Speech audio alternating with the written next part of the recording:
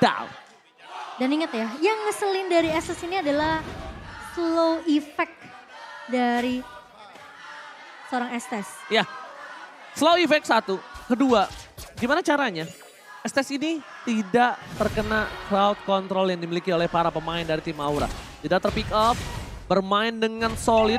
Kenapa solid? Mereka harus berkumpul bertiga, at least minimal. Gimana caranya Hais dan Fredrin, yaitu Vincent dan Wijanarko ini tidak terpisah samsek.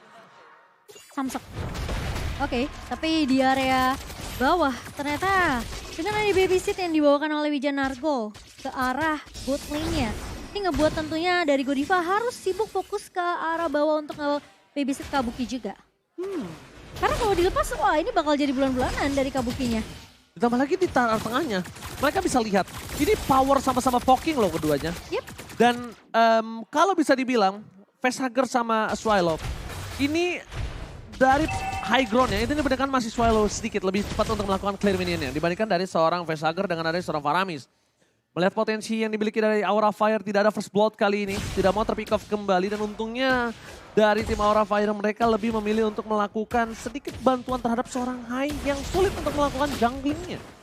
Iya, dan potensi dari seorang Valentina bersama dengan Facehugger kalau masalah clear minion, ya bisa dibilang mungkin Valentina dari Swallow sendiri akan lebih unggul di sini. Dan rotasi harusnya masih bisa dibawakan oleh Swallow mengingat juga dia harus dapat informasi di mana posisi dari seorang Facehugger yang sekarang udah kelihatan di area atas kan. Alright. Pertama nih. Tapi lihat Turtle Game tentunya telah terbuka dengan sangat bebas para pemain dari tim Rebellion. Turtle Game by Samsung Galaxy S23 5G akan coba dilakukan sedikit contest. Godiva berada di garis depan bersama dengan seorang Fluffy. Tapi lihat akan sedikit team fight dan ternyata Retribution is hot point. Vincent di depan sana Turtle Slay by Rebellion. Kertal dikeluarkan, Kertal versus Kertal tapi Wijanarko berhasil membuat team fight yang sustain. Tapi di sisi sebaliknya terlalu dive in. First blood berhasil didapatkan oleh para pemain dari tim Aura Fire yang udah mulai berapi-api di game yang kedua. Bisa dibilang tim fight yang sempat terpecah karena satu terlalu berfokus ke arah seorang Hai dan satu lagi terlalu berfokus ke arah seorang Godiva. Dua Dragon yang dilepaskan dari Godiva sengaja untuk menjauhkan keberadaan dari pemain-pemain Rebellion Zion di sini.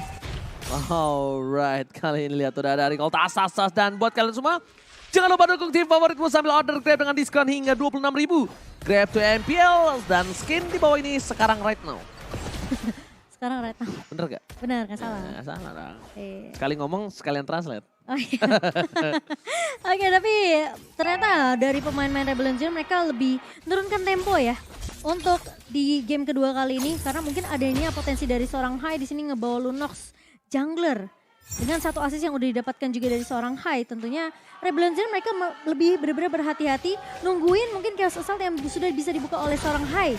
Dan potensi dari seorang Karch ini harus lebih fokus untuk bisa ngecek ke arah seorang Kabuki atau bahkan ke arah seorang Facehugger sebelum ke altar dibuka. Oke, dari Kabuki mencoba untuk melakukan sedikit clear tapi lihat gerobaknya masih tersisa. Bakal coba dipaksa atau tidak oleh Hai sempat sana.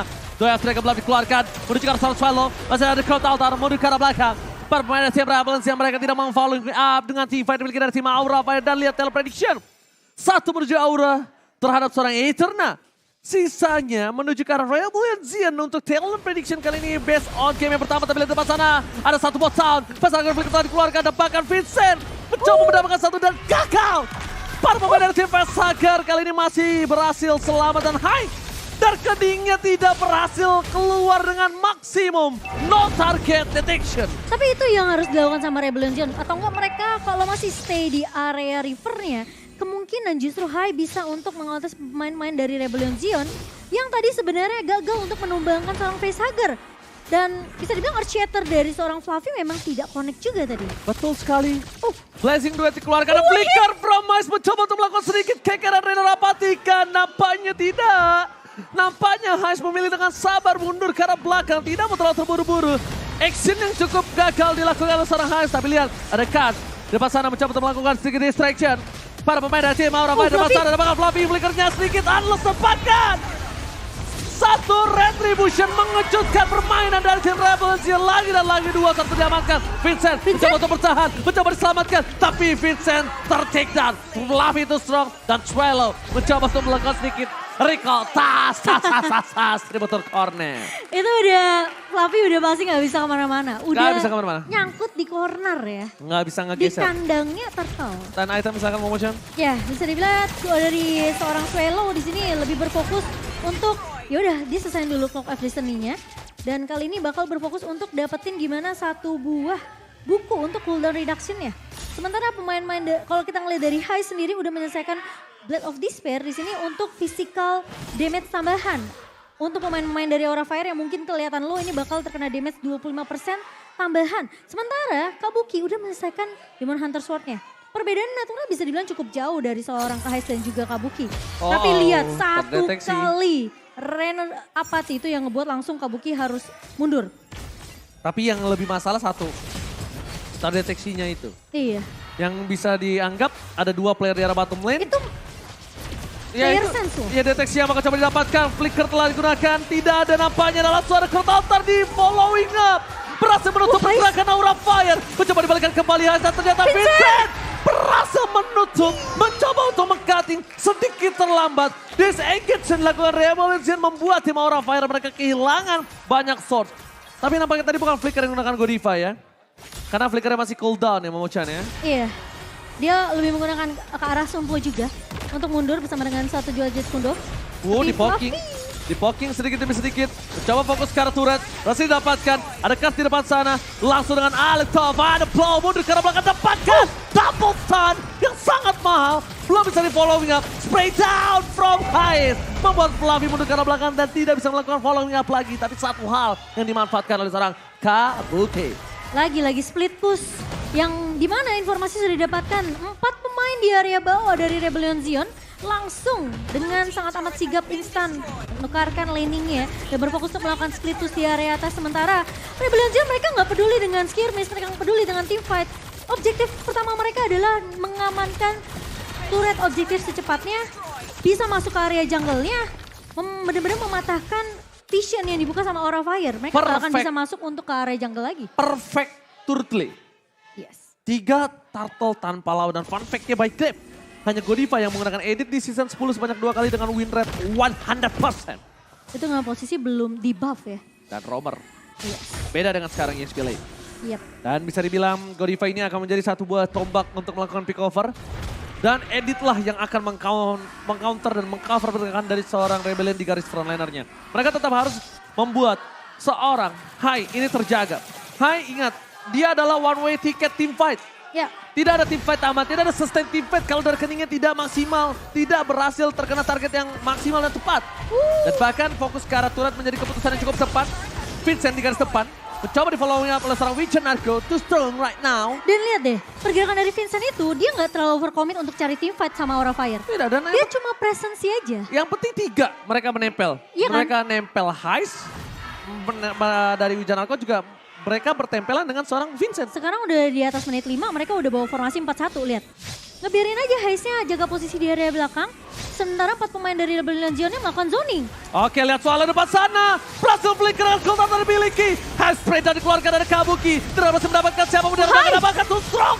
Kabuki almost tertakedown. Vincent versus everybody. Ditukarkan dengan satu buah jungle yang mahal. The power of retribution. Mereka mencoba untuk mundur ke arah belakang dengan inisiasi dari seorang Fluffy yang berhasil mendapatkan satu buah tiket yang mahal. Cuma problemnya dengan adanya resurrection dari Vincent yang masih terlalu cepat. Ketika Lordnya muncul nanti, mereka akan siap team fight kembali dan selamat datang Bapak Lord yang terhormat memuncul. Iya, tinggal tarik ulur aja beberapa detik dari pemain-pemain Rebellion Zion dan sebenarnya memang kunci dari Aura Fire di sini adalah nggak bisa membiarkan Hai-nya tumbang. Oke, team fight kembali terjadi dari sekarang yang tadi dikeluarkan mundur ke arah belakang. Well, sekarang dikeluarkan Swallow. Kurtaltar menjadi satu buah pemanis team fight yang dimiliki oleh tim Rebellion Zion. Hai bisa untuk mengamankan posisi. Retribution is power. Hai masih mendapatkan satu buah poin tambahan. Dan bahkan Hai mencoba untuk menghindari damage dari seorang Hai. Damage-nya hilang. Tapi akan ditukar dengan Patrick. Godiva ter-takedown. Dan Facehugger tersisa bersama dengan seorang Kabuki. Setidaknya at least ini akan menjadi sebuah laning phase yang terdorong di 3 lane yang berbeda. Dan Rebellion Zion sedikit ketertinggalan dari laning phase di arah top lane karena mereka tidak memiliki power clear minion yang cepat. Tidak ada high ground defensive yang kuat. Walaupun masih ada satu buah Benedetta yang baru hidup kembali ke lane of Dot. Benedetta dari Cars yang fokus untuk dia memeltdown damage dari seorang Kabuki. Dia fokus langsung ke arah backline. Phantom Smash auto final blow. Bikin Kabukinya low sampai Kabuki harus keluar dari team fight pemain-pemain dari Aura Fire. Dan team fightnya jadi timpang. Rebellion Zion akhirnya mereka langsung menabraknya ke target yang lain yaitu Hai. Dan sadar gak sih Momochan? Ketika jawabannya adalah Swallow. Ketika Swallow ini berhasil didapatkan, tidak ada crowd altar tambahan. Itu adalah keputusan yang sangat tepat. Lihat tim fight tadi berujung dengan adanya Lord yang mahal. Dengan under kondisi yang dimiliki dari tim Aura Fire, setidaknya dia membayar 2.000 gold utang yang dia miliki. Oke. Tapi menurut aku Vincent gak boleh terlalu overcommit juga sih. Dia benar-benar harus... Ini posisi dari Rebellion Zion PR-nya cukup banyak. Mereka harus paksain altarnya kepake duluan. Siapa yang masih punya altar itu mungkin bisa menangin team fight-nya. Oke, tapi jujur ya, Cars ini menurut aku benar-benar harus tidak boleh jauh-jauh sih. Kenapa? Posisinya nanti Cars yang akan coba memotong following up team fight yang dimiliki dari Aura. Gimana caranya? Bermain front to back, tapi backnya Aura Fire yang memiliki damage itu nggak bisa ngedeliver ke depan. Karena ada Alex Sofano Blow di sananya Momochan. Dan seperti ini harusnya dibuka nanti. Terlalu terburu-buru, tiba terjadi. Crowd altar bersama dengan satu buah heal yang sangat instan. Hai! Spreadown dikeluarkan bersama dengan Gaboke. Berhasil mentengok ke arah backline. Damage yang dikeluarkan. 3 heal ini bencana untuk tim Aura Fire. Terlalu terburu-buru ngebuka Electro Final Blow di posisi turret yang masih berdiri. Cars tidak boleh membuka seperti itu. Dengan under kondisi yang mereka miliki, lihat. Aura Fire langsung memanfaatkan keuntungan yang mereka miliki dengan maksimal. Tidak ada crowd altar untuk tim Rebellion Zion dan bahkan duel triggernya di cancel. Begitu saja Godiva tertake dan Cars mencoba menyelamatkan dirinya dan berhasil. Tapi ingat Wijanarko kali ini tidak ada heal tambahan untuk para pemain tim Rebellion Zion lainnya. Setidaknya ada pertukaran di mana satu pemain berhasil ditahan, ditumbangkan. Godiva yang duel triggernya sempat di cancel. Dan ini yang ngebuat tentunya Godiva meskipun udah melakukan sedikit surprise inisiasi ya dengan flickernya. Kalau kita nggak bakal ngeliat instant replay presented by Samsung, ini bisa dibilang kayak terlalu terburu-buru karena posisi turret di sini masih terbuka, masih ada ke altar dan di mana Hai masih punya Brilliant of Order. Sehingga ketika dia bisa kabur dari damage yang diberikan dari Rebellion Zion, langsung diganti ke mode Chaos Assault, Darkeningnya langsung connect ke arah pemain-pemain Rebellion Zion yang dimana dari Swallow udah ngebuka ke altar, Wijanarko udah buka dari healingnya. Jadi bisa dibilang Blazing of Moon Goddess-nya ini udah kepake duluan. Semua pemain-pemain dari Rebellion Zion mereka gak punya damage tambahan dan Heist menjadi orang pertama yang tumbang. Sehingga gak punya damage tambahan, Kabuki selalu ngebuka dengan satu buah Blazing Duet tanpa bisa dikira-kira oleh pemain Rebellion Zion. Oke, kartu altar telah dibuka, ini menjadi cukup berbahaya. Fokus ke arah Heist. Harus ditumbangkan dengan cukup instan, Vincent. Gak bisa menyelamatkan damage yang diberikan para pemain dari tim Aura Fire. Mereka fokus menuju ke arah seorang Heist. Tapi di sisi arah top lane, permainan Rebellion mencoba untuk mendorong sedikit minion yang mereka miliki. 2.000 gold keuntungan Rebellion dibayar lunas. Dan langsung di-owning oleh Aura dari different gold yang mereka miliki. Iya, sekarang 2.000-nya pindah nih ke sisi lain ya. Kalau tadi mungkin Rebellion Zion mereka lebih unggul 2.400, namun sekarang Aura Fire menyentuh angka di 3.000 di menit ke-13 kali ini dan bahkan Lord-nya berjalan menuju ke area mid lane yang dimana Kabuki sekarang udah damage-nya udah paling tinggi.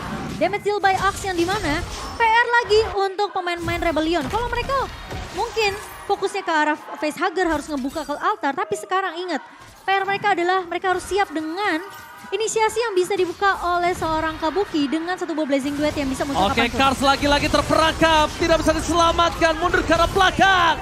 Aura Fire mencoba untuk mendobrak para pemain dari tim Rebellion Zion. Power dari Cars tidak bisa dibendung kembali. Hai, terkena damage cukup besar. Satu buah Darkening tidak bisa dikeluarkan. Order Blade Spawn sudah didapatkan. Swallow masih bisa mendapatkan ultimate dari seorang Hai. Tapi yang nampaknya itu belum menjadi satu hal yang cukup berguna. Dia harus mendapatkan ultimate dari Facehugger. Mau tidak mau. Karena Godiva mencegah Swallow. Berubah menjadi satu baru Brilliance mencoba menangkap dan ternyata gagal. 3 base masuk menuju ke arah base. Fokus ke arah base yang kabur. Apapun yang terjadi dapat tipe yang dilakukan Aura Fire. Blazing Duet from Kabuki. Berhasil menumbangkan satu. Dan Aura Fire menuju ke arah game yang ketiga. Aura Fire menyamakan kedudukan 1 sama. Dengan posisi yang dimana Aura mereka udah lebih peka dengan keagresifan yang dibawakan Rebellion Zion di game pertama. Mereka tahan itu semua dengan posisi